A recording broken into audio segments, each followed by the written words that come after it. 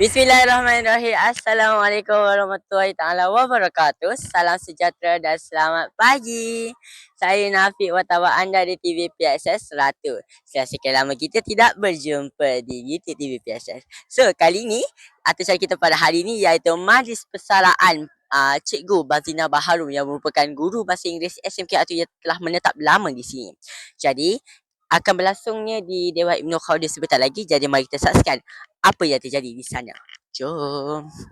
Heart beats fast, colors and promises. How to be brave? How can I love when I'm afraid to fall? But watching you stand alone, all of my doubt. Okey, baiklah, sekarang kita bersama dengan Yanira Ikan, teacher Bazina Baharum selaku guru bahasa Inggeris kita. Jadi jika saya tanya beberapa soalan. Okey, siapakah dua orang best friend teacher yang selalu bersama? Pada saya soalan yang sangat mencabar. Untuk berlaku adil, seluruh warga sekolah adalah sahabat karib.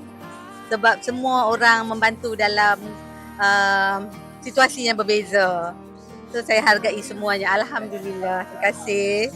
Jadi boleh tak teacher kongsikan kenangan manis sepanjang teacher berada di SMK RTU kali ini? Pahit manis dan tentunya ada rakan sejawat yang sangat menyokong dalam semua keadaan. Di samping dapat melihat kejayaan murid dari masa ke semasa dalam bidang masing-masing. Alhamdulillah. Okey, jadi apakah ucapan teacher kepada semua warga SMK RTU serta kepada pelajar-pelajar tahun ini? Semoga terus cemerlang ke pesada yang lebih tinggi. Every hour has come to this one step. Kita bersama dengan Cikgu Hafizah. Cikgu Hafizah Ismail selaku bekas guru matematik SMK Raja Tudang. Jadi sekarang saya bertanya beberapa soalan. Antaranya, apakah kenangan manis Cikgu Hafizah bersama dengan Cikgu Bazina suatu ketika dahulu? Ya, Assalamualaikum warahmatullahi wabarakatuh. Saya Cikgu Hafizah, bekas Cikgu Raja Tudang. Sepanjang saya bersama dengan Cikgu Bazina di Raja Tudang daripada 2010 hingga 2024, sebenarnya kami ni banyak aktiviti di luar, tapi di sekolah, di bilik guru, Cikgu Bazina kan dia suka balik lambat. So dia selalu main tanya, ada tak makanan nak kunyah-kunyah masa buat kerja kan, tak bagi mengantuk. So sebab petang-petang dia balik petang kan, pukul 4 macam tu pun dia balik. So kami saling berkongsi lah makanan-makanan yang macam krepek-krepek ke, kata kacang macam tu lah. Lepas tu Cikgu Bazina ni dia agak allergic dengan nombor.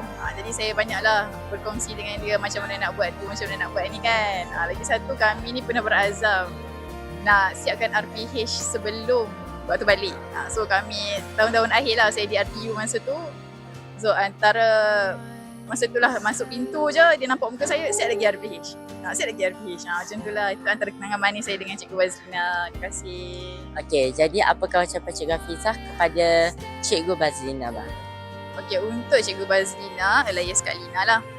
Semoga Kak Lina diberikan kesihatan yang berpanjangan, sihat tubuh badan, dapat menjalankan aktiviti-aktiviti selepas pencen dengan keluarga tersayang.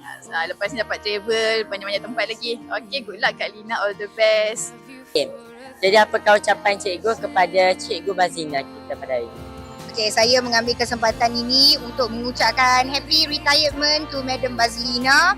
Saya berdoa semoga beliau dikurniakan kesihatan yang baik, dipanjangkan umur, dikurniakan umur yang berkat dan seterusnya dapat bersama meluangkan masa, lebih banyak masa dengan keluarga dan kembali berbakti kepada komuniti pula. Okey, terima kasih cikgu. Okey, ucapan daripada empat vokasnya dipersilakan. Selamat bersyarah. Cikgu Bazina.